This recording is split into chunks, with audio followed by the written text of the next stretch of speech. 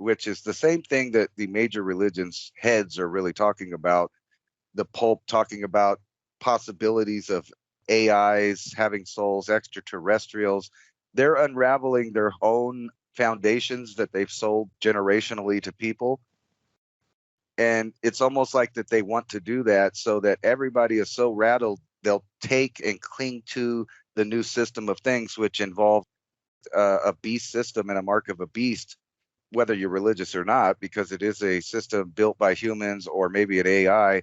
Either way, it enslaves the entire race under a little QR code, something that wants to quantize us all into a mathematical equation that can be reduced or multiplied as needed, whatever outcome is desired.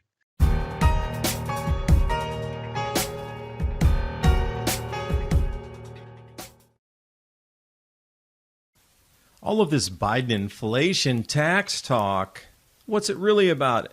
And more importantly, what's the actual effect of inflation on the lives of real people? Joe Biden claims that it's indisputable that his jobs plan is working. This data unequivocally shows that it's not. Well, at least for American workers. Rather, inflation is surging, and more than wiping out any wage gains these workers might have experienced. And historically, when inflation spikes, commodities like gold, silver, lumber, and real estate surge. Learn how simple it is to add physical gold and silver to your portfolio ahead of the rise in inflation and predicted price rises. Patriot Gold Group has the no fee for life IRA, where your IRA or 401k can be in physical gold and silver, and you may be eligible for the no fee for life IRA. Call 1-800-356-4470 and get a free investor guide today. And with the knowledge that Patriot Gold Group is Consumer Affairs' top-rated gold IRA dealer from 2016 to present, click on the link in the description box below for more information. And now on with the video.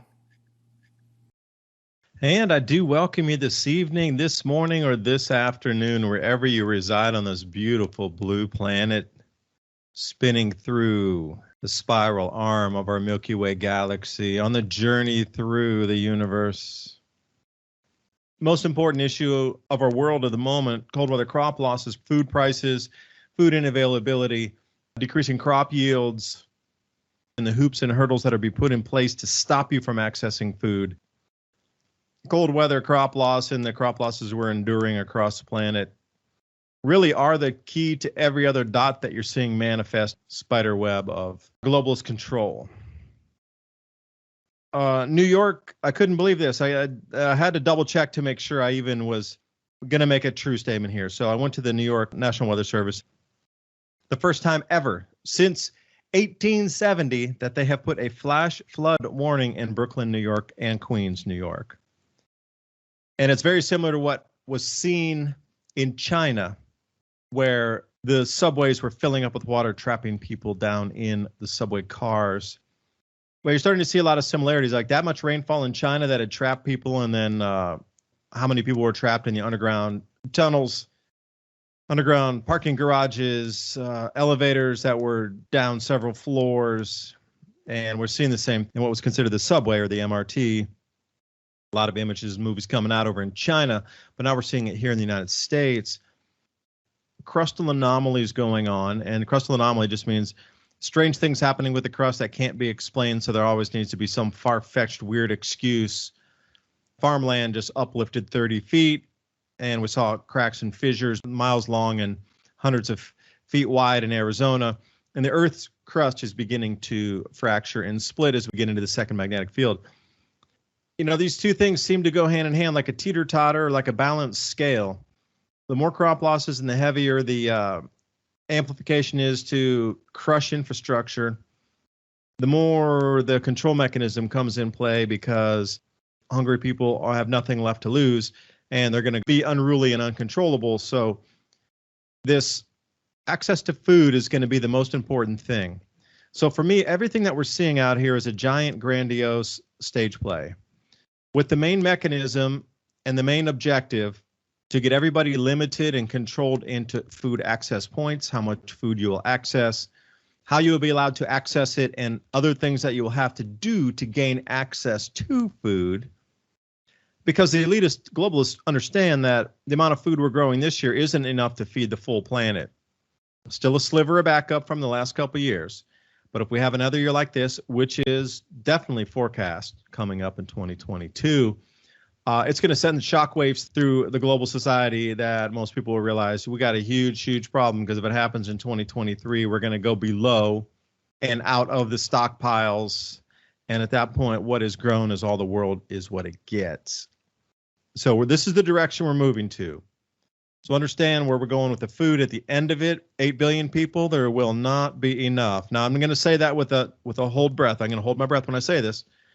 At the present way we're growing and the present way we are distributing food, there are many solutions that could alleviate all of this bottleneck in about 2 months if the world focused on it. Manhattan Project to revamp our global agricultural systems, and we would not even have to think about this again, and magically all these control mechanisms would disappear in a fifth of an eighth of a second. The only reason all these control mechanisms are here is because access to food needs to be controlled. But again, you look at the way the world's been structured over the last couple hundred years, and all these systems and top-down approaches that we've never needed just for control of society, wealth transfer on different turnings, the fourth turning, for example. And we sit here again at another precipice. Tonight's show, and I'm right here with Ransom Godwin from 420 TV Freedomist Films. Very many signs around showing you that we are indeed at that point where it can no longer be hidden. The Sunday law now for COP26 and the G7, they want to bring all the Christian churches in to tell their people to take off Sundays and all be climate friendly in climate messages during the sermons, which is completely the opposite of everything I've ever known, because you were never allowed to talk about politics in sermons, ever. You would have lost your tax-free status, but now they're encouraging it. You're supposed to incorporate politics in your messages now in the pulpit. The world is definitely twisted again on a dime. I don't know how many twists there can be before it turns into a stretch man taffy rope of twist where you can't undo yourself. So here we go. Ransom, I do appreciate you joining me tonight. How's it going, David? Yeah, I was thinking about that. They're not hiding what's coming. I've been talking to people about groceries just out of curiosity, what other people are doing for food and if they're thinking about anything. And of course, most people are stuck on the 24-hour news cycle. At least it does give them a little bit reason to prep. But just me looking and talking to people, they're telling me that a lot of them like to pick up their groceries from the back door of Walmart using their delivery and pre-order system through the internet. And more people are doing this. And then they're telling me that, like at first they would get all of the good stuff, the organic stuff that wouldn't show up in the store on the shelves. But now they're getting replacements, or they don't get the item at all. And just scamming through the news articles while you were talking, I mean, it didn't take me but a few minutes to look at FedEx, DHL are warning about supply chain disruptions all the way into the next year. I'm looking at, thousands of businesses are going bankrupt on purpose so they can salvage some of their wealth.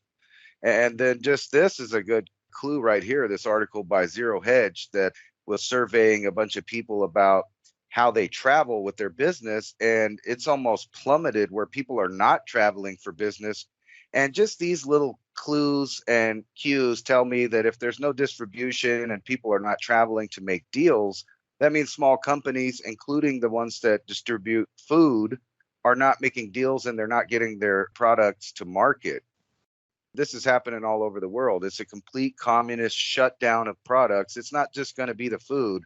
It's going to be everything. I've been looking for specific items, and it's just crazy to see that these supplies that were generally easy to get, and I'm going to say, people took it for granted, the freedom they had to get these products, are no longer available. So capitalism is shutting down.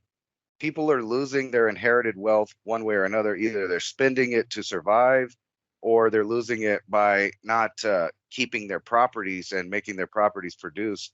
And I've been seeing a lot of that. So property is skyrocketing. It's hard to buy property. And I was also looking at another article that even businesses, multi-billion-dollar businesses, are trying to save money by putting their startups in houses, and they're invading neighborhoods, just buying up all the property. At the same time, you have the banks foreclosing, taking people's homes that haven't been paying. So we're looking in the near future, and I'm going to say something that looks a lot like the Great Depression. I mean, it's hard to get around that. Put the backdrop of the possibility that people are going to start being hungry on top of being locked down. It's starting to get a little scary. And when you brought up this whole idea of everyone worshiping, taking a day off from work on Sunday, which if you were Orthodox Christian or a Jew, you would know that the Sabbath is actually Saturday. So it is kind of bizarre that they're pushing that on the, like an entire world governance type system pushed down through the churches that are now pushing medicines at the church. They're pushing government opinions at the church.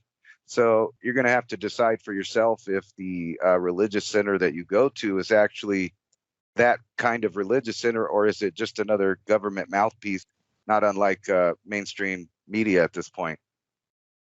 Well, the Sunday law is loosely based on 1 day of zero economic activity. It's really a little, bizarre for me growing up my whole life where there was a giant wall between any types of political statements, any types of governmental opinions allowed in any sermons. If you did that even like 1/10 of 1%, you would lose your tax-free status at the church. Now, I did not know in prophecy at the end times with this mark of the beast that we're so familiar with, in a subsection that not so many people are familiar with, it also talks about the Sunday law comes in, and what this seventh day is not a day of rest. It's a day of non-commerce. Yeah, no work. And they go, that goes right down with the planetary lockdowns. The elitists are saying, well, we need to have a climate lockdown every year to try to bring things back, or we could have 52 days each year that are climate lockdowns, basically, where they're literally no business. No business is open at all, by law, not allowed to even operate. Yeah, it's a really deep thing. I mean, think about it. People say that it's a labor to breathe, and they're telling you to cut off all labor, all work, all commerce. And, in most religions, commerce has always been separated from the idea of enlightenment and other things. And this tells you the things that the elite are in, where they want to distort or force people into a behavior that aligns with their beliefs, some of their occult beliefs. We know that they do that from images and other things that they put in your face. And this is just like that. But this is a world religion / governance, which is the same thing that the major religions heads are really talking about. The Pope talking about possibilities of AIs having souls, extraterrestrials. They're unraveling their own foundations that they've sold generationally to people. And it's almost like that they want to do that so that everybody is so rattled, they'll take and cling to the new system of things, which involve a beast system and a mark of a beast, whether you're religious or not, because it is a system built by humans or maybe an AI. Either way, it enslaves the entire race under a little QR code where someone could pull up their entire life as a quantitated thing. And if you just think about that, there is some kind of entity or intelligence, and I hope it's not man that created this, because that's a whole nother scary thing, but something that wants to quantize us all into a mathematical equation that can be reduced or multiplied as needed, whatever outcome is desired. And if you don't think that you're a product at this time, like if you haven't figured that out throughout your life, right now, you should understand that, because they're going to be limiting everything from CO2, which is basically the labor of your breath. So anything you do, literally paying to breathe on Earth, is these carbon taxes and things like that. That's exactly what they're saying. They're charging you for plant food, which is what you're going to eat as sustenance. So it's like a super evil tax on every aspect of the human domain. Yeah, and I would come back in too with the Sunday law here. If you're going to restrict commerce on that day, you're going to reduce the entire planet from eating one whole day, unless you've already stocked up from the supermarket and you cook at home. Because as we've seen in parts of Australia, there is no business allowed to be open any longer, including food takeouts. Done with. So if you were relying on that, which so many people had, what do they call that? Contactless pick up something. There's so many new jargons all the time. I kind of lose track of it. But that was the thing where, okay, I can't cook at home. They're too lazy or whatever. And then everything you just order on the app, and then you can go pick it up. Well, in Australia, they got the rude awakening of you couldn't even do that anymore, and every restaurant was closed, and there were no pickups and no takeouts, and nothing worked prior. So can you imagine a good, probably 20% of the population in some of those cities was operating on that principle of I order on my food, I go get it. And then when that ceased, they can go out and go shopping. See, here's the thing. They can go shopping one day, 1 week, which is very similar to the Sunday law, but it's the inverse. So imagine only being able to go out shopping 1 day, 1 week to get all of your food essentials. And then what if the supermarkets don't have it and they're out of some, like we see everywhere across almost every country now, store shelves are empty of items left, right, and center. So what if you go there and they don't have what you need? Well, too bad. You only get 1 day to go shopping in Australia. Now, bring it down into a single day here. So what are people going to be relegated to when you either must stop business for 1 day or you only have 1 day to complete all of your business in an entire week? Sunday law, 1 day off of commerce, 6 days of business, but then in other places in Australia and New Zealand, etc., you're only allowed 1 day of commerce, 6 days of no commerce. So I'm wondering if there's some sort of equation around well, the number of days off for no commerce in all these other countries are equaling the 1 day that they're trying to force upon the world. Because another thing I'm noticing here, Ransom, the countries, and it just came to me as I was sitting next to a river listening to rapids earlier today. The countries that have the highest import of food are the ones that have the most draconian lockdowns on the planet. So when you start to take a look at a country's imports of food, just go around the planet and see who imports the most food percentage-wise of what they produce locally to feed that need. And I really believe there's a algorithm out there trying to balance and swinging us into this 1 day of no commerce. When they come to COP26 here, and they also get this whole thing in London and the G7, they're all deciding on this Sunday law and restriction of business, this set of meetings.